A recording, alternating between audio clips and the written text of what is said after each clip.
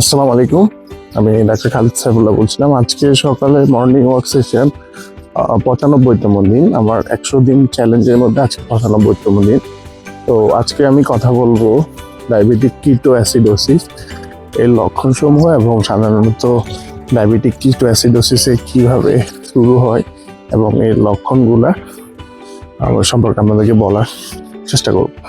So diabetic কিটো acidosis যেটা ধীরে ধীরে শুরু হয় 24 ঘন্টার মধ্যে, যেটা লক্ষণগুলো হচ্ছে ডায়াবেটিসের পাশাপাশি শরীরে কিটোন বডি মাত্রা বেড়ে যাওয়া।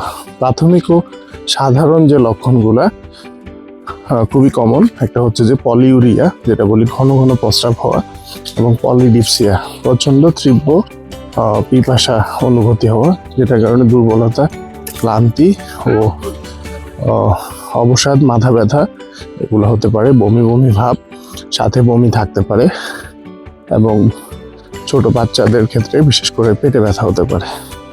এবং যদি আরও ডিপে আমরা কোনো লক্ষণ দেখতে পাই, সেটা হলো যে অতিরিক্ত দ্রুত শ্বাস প্রশ্বাস ফেলা, যেটা গভীর শ্বাস বলি আমরা, যেটাকে মেডিকেলি কুসমাল সাউন্ড শ্বাস বলি। এটি একটি অন্যতম লক্ষণ ডায়াবেটিক কিটো অ্যাসিডোসিসে। তো মনোগ্রাহী বা পরিবর্তন, বিশেষ করে বিভ্রান্তি এবং অসুচ্চ চিন্তা, উদ্বেগ, এ ধরনের হাইপারগ্লাইসেমিয়া, যেটা রক্তে গ্লুকোজের মাত্রা সচরাচর 250 মিলিগ্রাম পার ডিএল অথবা 13.9 এর উপরে হতে পারে। তো ডায়াবেটিক কিটো অ্যাসিডোসিসের ব্যবস্থাপনা যেটা বলতে হয়, এটা একটা মেডিকেল ইমার্জেন্সি। সাধারণত আমরা হাসপাতালে ভর্তি রেখেই এই ধরনের রোগীদের ট্রিটমেন্ট করে থাকি। সো যেটা করা হয়, প্রথমে আমরা ফ্লুইড রিসাসিটেশন করে থাকি, বিশেষ করে রক্তের যে ইলেকট্রোলাইটস যে ইমব্যালেন্সগুলো হয়েছে সেটার জন্য আমরা প্রথমে ফ্লুইড, তারপরে হচ্ছে বিশেষত আমরা নর্মাল স্যালাইন দিয়ে রোগীদেরকে ট্রিটমেন্ট করে থাকি। এবং রোগীর যে হৃদরোগে লক্ষণগুলো আমরা পরবর্তীতে মেজার করে থাকি।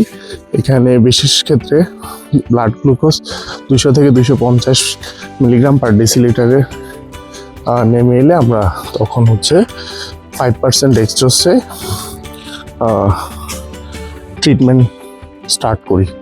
তো সর্বপ্রথম আমরা নর্মাল স্যালাইন দিয়ে রোগীদেরকে রিসাসিটেট করার চেষ্টা করি। যখন ব্লাড গ্লুকোজ লেভেলটা 200 বা 250 মিলিগ্রাম পার ডেসিলিটারের নিচে নেমে আসে, তখন আমরা রোগীকে ডেক্সট্রোজ সহ অন্যান্য ফ্লুইডের মাধ্যমে আমরা ট্রিটমেন্ট দিয়ে থাকি। তো এইখানে আমাদের যেটা লক্ষ্য থাকে মূলত হাইপারগ্লাইসেমিয়া যেটা আছে সেটা নিয়ন্ত্রণ, এবং কিটোজেনোসিস, যেটা কিটোন তৈরির যে প্রক্রিয়া, সেই প্রক্রিয়াটাকে আমরা বন্ধ করে থাকি।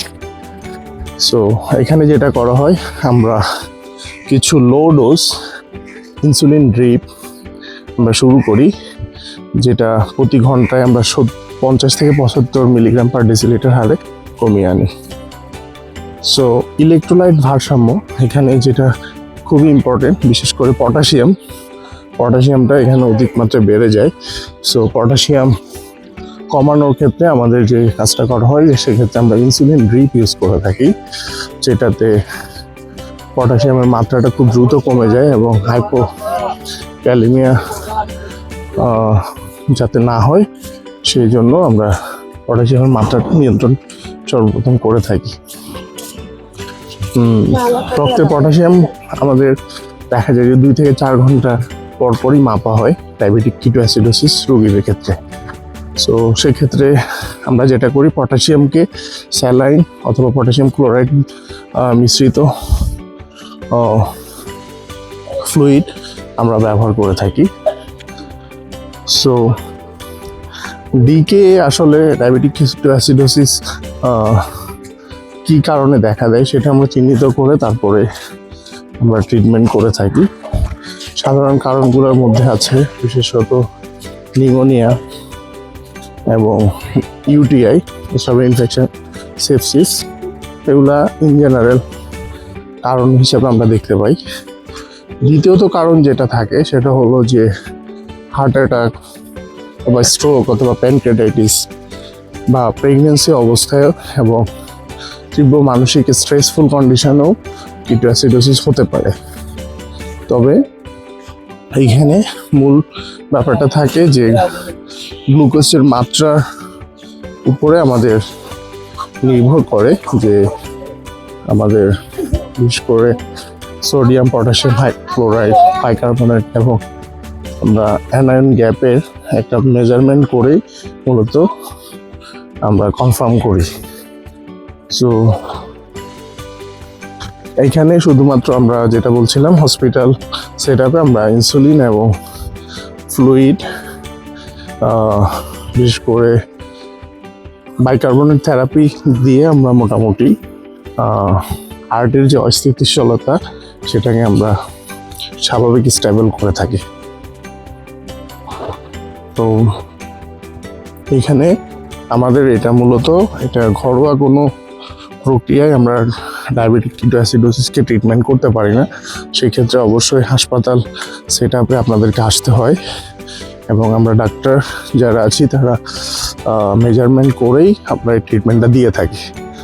সো বিশেষ করে যেই গুরুত্বপূর্ণ বার্তা যেটা আছে সেটা হলো যে বমি, তীব্র পিপাসা, দুর্বলতা এবং যাদের দীর্ঘদিনের ডায়াবেটিস আছে এ ধরনের সমস্যা থাকলেই অতি দ্রুত হাসপাতালে ডাক্তারের শরণাপন্ন হওয়াটা খুব জরুরি। সো এটাই ছিল আজকে আমার সকালের মর্নিং ওয়াক ব্লগে আপনাদেরকে জানানোর উদ্দেশ্য। তো আশা করি অনেকেই আমাদের মর্নিং সেশনটাকে এনজয় করেন এবং আমাদের সাথে আছেন। অনেকেই ইনবক্সে মেসেজ করেন বিভিন্ন সমস্যা নিয়ে। সো আমরা উত্তর দেওয়ার ট্রাই করি। ইনশাল্লাহ ভালো থাকবেন সবাই। আসসালামু আলাইকুম।